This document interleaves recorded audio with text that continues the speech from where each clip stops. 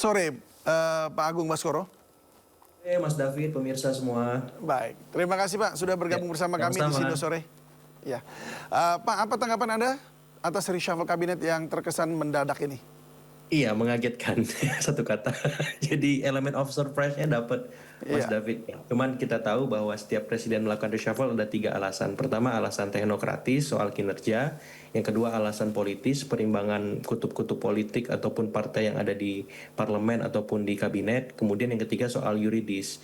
Ada menteri misalkan tersandung kasus ataupun sedang fokus dengan sebuah kasus, maka Presiden kemudian melakukan hak prerogatifnya untuk mengganti menteri-menteri itu. Nah, kalau ditelaah 5 menteri yang diganti ini kan memang masing-masing punya alasan-alasan tersebut.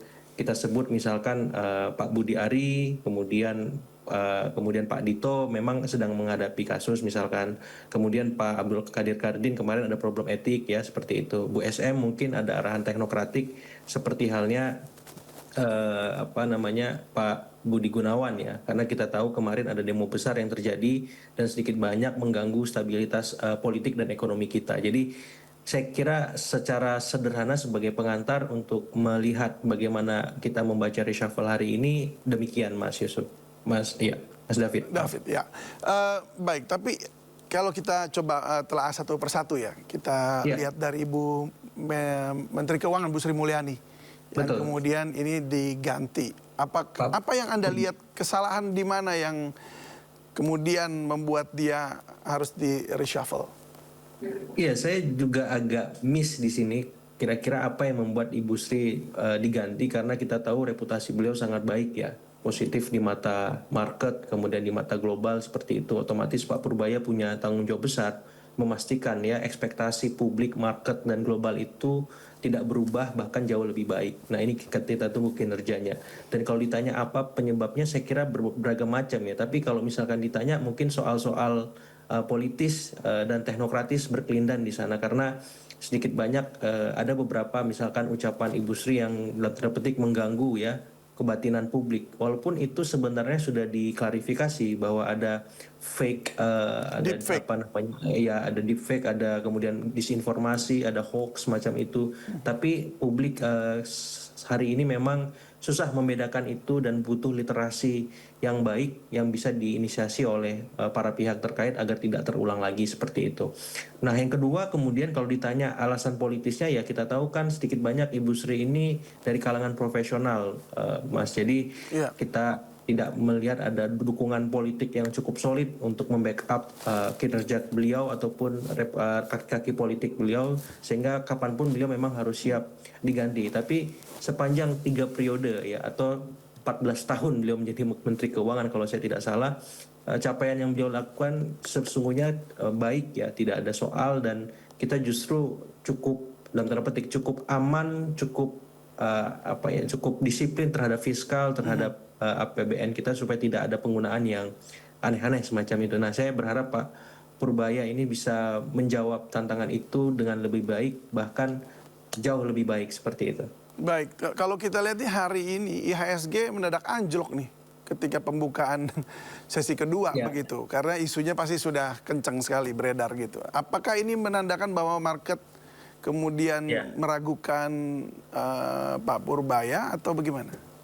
Iya, saya kira memang kaget ya, market kaget dan bertanya-tanya apakah Pak Purbaya bisa menggantikan Ibu Sri dan lebih baik dari Ibu Sri. Saya kira wajar untuk sementara ini, tapi kita akan lihat ke depan seperti apa kinerja Pak Purbaya sendiri ya untuk menjawab respon pasar tadi. Jadi apa yang menjadi sentimen market di awal ini perlu kita akomodir, tapi jangan sampai itu membuat Pak Purbaya tidak bekerja dengan maksimal, Mas David ya. Jadi ini cambuk untuk Pak Purbaya supaya lebih baik dan saya kira akan enak kerjanya kalau beliau tidak punya istilah saya beban ya karena beliau memang dianggap figur baru kemudian muncul di hadapan semacam itu. Saya pribadi juga baru kenal Pak Purbaya secara intensif karena reshuffle ini karena memang bukan bidang saya juga LPS macam itu tapi biasanya kan menteri diganti biasanya wakil menteri yang naik seperti itu kan. Sebagaimana Menteri Koperasi Pak Budi Ari digantikan oleh Pak Ferry Juliantono tapi ini langsung ke LPS macam itu. Jadi ada hal yang tidak lumrah dan buat publik apalagi market pasti butuh rasionalisasi ataupun waktu untuk memahami nalar presiden itu. Iya, jadi memang kita kurang mengetahui betul bagaimana kinerjanya. Justru tadi saya ingin tanya, tapi Anda kemudian bilang bahwa memang belum mengenal betul gini ya, sehingga memang market tercermin juga di market begitu ya.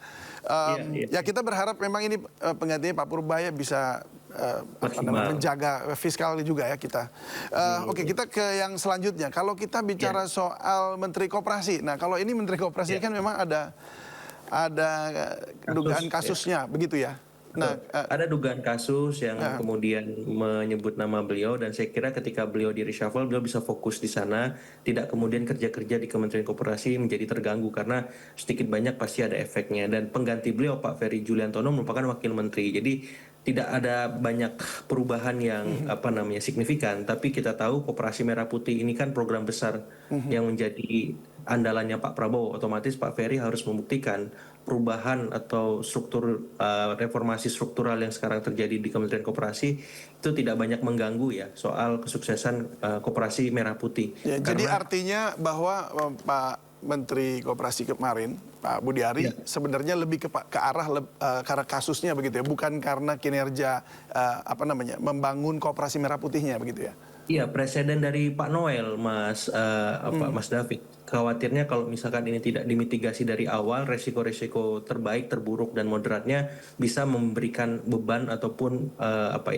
tantangan tersendiri bagi pemerintahan Pak Prabowo dan Kabinet Merah Putih. Dengan di reshuffle, otomatis Pak Budi Ari lebih fokus, Kabinet juga fokus. Fokusnya beda, Pak Budi Ari fokus dengan masalah hukumnya, Kabinet Merah Putih fokus dengan kinerjanya. Dan perlu dilihat secara politik, Pak Budi Ari ini kan lebih dekat dengan Poros Solo. Ketika kemudian nama beliau digantikan oleh Pak Ferry Juliantono, maka yang menguat secara langsung itu Poros Hambalang, Mas David ya. Seperti sebagaimana kita lihat Pak BG di reshuffle, ini kan porosnya Teuku Umar nih. Kemudian sementara ad interimnya Pak Syafri yang juga Poros Hambalang. Jadi kalau ditanya efek politiknya apa, secara langsung Poros Hambalang semakin menguat ya, mengorkestrasi pemerintahan, sementara Poros Solo dan Teuku Umar menyesuaikan dengan situasi itu. Dan saya penasaran nanti secara definitif penggantinya Pak BG ini siapa? Apakah tetap Pak Syafri atau nama lain yang memang menjadi misalkan representasi Poros Teuku Umar misalkan. Nah, kalau misalkan Pak Budi Ari ini kan ternyata bukan representasi Poros Solo, tapi representasi Hambalang seperti itu. Jadi ini akan menarik ke depannya. Iya, tapi benar juga Anda menyatakan bahwa akhirnya Poros Solo ini harus menyesuaikan begitu ya. Ini istilah yang ada adaptasi baru kalau bicara pasca pandemi, ada new normal, Mas. Oh begitu ya. ini menarik. Tapi memang kalau dilihat sejauh ini Pak Syafri Samsudin ya, yang kemudian yang memegang ad interim sementara. Ad interim ya. Apakah ada kemungkinan akan mengambil posisi Menko Polkamnya?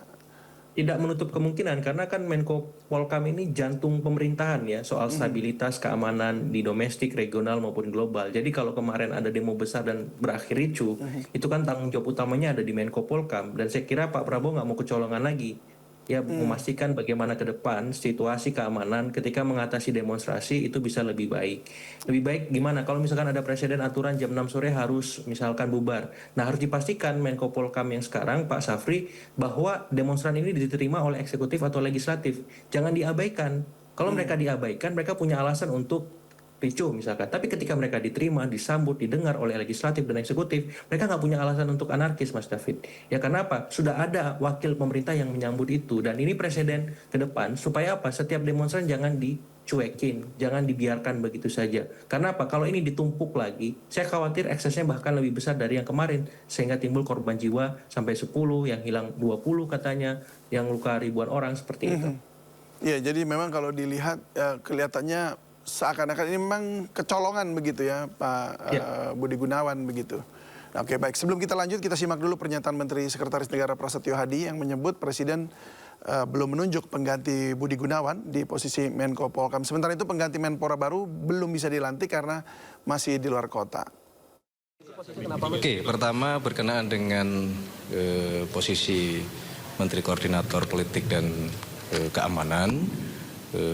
Untuk sementara waktu memang Bapak Presiden belum menunjuk secara definitif siapa yang akan beliau tugaskan menjadi Menko Polkam, sehingga untuk sementara waktu beliau akan menunjuk ad interim untuk menjabat sebagai Menko Polkam. Siapa itu? Hah? Tunggu nanti diumumkan. Gitu. Menhan, Mas. Tunggu dulu, ininya kalau sebelum ditandatangani kan kita nggak berani menyampaikan gitu. Yang kedua berkenaan dengan Menteri Pemuda dan Olahraga, jadi pengganti Menteri Pemuda dan Olahraga kebetulan posisi sedang di luar kota sehingga tidak bisa mengikuti pelantikan pada sore hari ini. Ya, akan dijadwalkan kembali di prosesi pelantikan yang berikutnya gitu. Kenapa udah dicopot, Mas? Kenapa udah dicopot? Mengundurkan diri. Evaluasinya kenapa sih, Mas, sebenarnya? Menteri Keuangan. Dicopot. Ya, bukan mundur, bukan dicopot. Jadi Bapak Presiden selaku kepala negara dan kepala pemerintahan, tentunya kita semua paham bahwa beliau memiliki hak prerogatif. Maka kemudian atas evaluasi beliau memutuskan untuk melakukan perubahan formasi gitu. Berarti bukan mundur ya, Mas? Berarti dipastikan bukan mundur ya, Mas? Ya soal pertimbangannya banyak kan, itu kan ininya presiden itu. Tapi ada surat desain dari Bu Mega dengan Bu Sri Mulyani mundur, Mas. Berarti bukan dipastikan bukan mundur berarti, Mas? Bukan atas. Pertanyaannya kenapa mundur apa enggak mundur? Bismillah itu, Bismillah apa yang menjadi keputusan Bapak Presiden. Kita doakan bersama-sama semoga itu menjadi keputusan yang membawa kebaikan bagi kita semua. Ya, Pak, ini janggal nggak sih di reshuffle menterinya belum ada? Ya karena tadi Mas Gitu. David kaget ya, tiba-tiba mendadak perubahan restrukturisasi kabinetnya sehingga memang ada yang masih di luar kota, ada yang mungkin tadi ya belum ada namanya kalau untuk misalkan Menko Polkam masih dikocok-kocok ulang siapa ini yang pas, yang pantas karena nggak gampang mengelola stabilitas keamanan kita semacam itu. Jadi ya, tapi namanya artinya gini, sudah disebutkan di reshuffle begitu kementeriannya ini, Menko Polkamnya. Tapi namanya belum ada. Apakah ini sesuatu yang umum atau enggak, atau agak aneh gitu? Iya, beberapa kali memang sering mengemuka. Misalkan kita belum menemukan nama pengganti Mas Noel, Mas David ya, yang katanya mau digantikan hari ini misalkan. Jadi saya kira kita tunggu, mungkin di gelombang berikutnya akan ada nama yang akan muncul untuk Menko Polkam, Wamenaker, ataupun Menteri Pemuda dan Olahraga seperti itu ya. Bahkan ini salah juga satu bertambah. Ya, kalau mungkin memang ada arahan-arahan politis lain semacam itu, reshuffle-nya gitu. Atau mungkin apakah ada negosiasi atau lobby atau seperti apa begitu. Dan cuma kan apakah memang se-urgent itu, mengingat ini Menko Polkam nih, orang ketiga ini di pemerintahan. Nah ini dicopot, nggak ada orangnya, masih diganti oleh Saya Pak kira Syafri ada Samsudin. orang, cuman mungkin namanya banyak Mas, jadi bingung milihnya. Iya. Karena bingung milihnya untuk memproporsikan balancing of power tadi ya. Ini misalkan yang digantikan Pak BG ini kan lebih dekat kutub Tokumar misalkan. Ada nggak nama dari Tokumar yang memang bukan kader utama tapi terafiliasi? Karena kita tahu Pak BG ini kan jembatan komunikasi Pak Prabowo dengan Ibu Mega misalkan pasca Mas Pram jadi gubernur. Ya. Nah saya kira ada nggak kiriman dari Tokumar misalkan? Nah kirimannya kan mungkin belum nyampe nih. Tapi udah ada kiriman dari Solo misalkan. Ada kiriman dari Hambalang. Ada kiriman dari Cikeas juga misalkan. Nah ini kan bingung milih yang mana nih. Semuanya ngirim misalkan. Jadi saya kira butuh waktu. Tapi ya it's okay. Kalau misalkan sementara ini dijabat oleh Pak Syafri ya. Karena biar bagaimanapun tupoksinya tidak jauh berbeda antara Menko Polkam dengan Menteri Pertahanan seperti itu. Ya, kalau kita lihat dari sisi kegagalan atau kecolongan dalam hal pengamanan demo kemarin, ini ada pengaruhnya nggak sih dengan urgensi?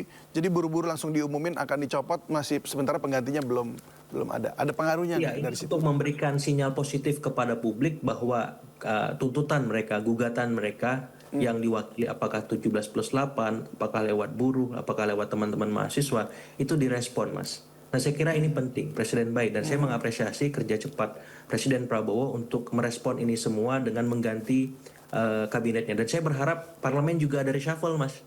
Bagi anggota-anggota dewan yang memang tak tampak kerjanya atau males datang sidang RDP, paripurna, ataupun tak bicara ketika ingin didengar oleh misalkan siapapun, publik ataupun konstituen di dapil, ataupun ketika hearing dengan kementerian, menteri-menteri terkait.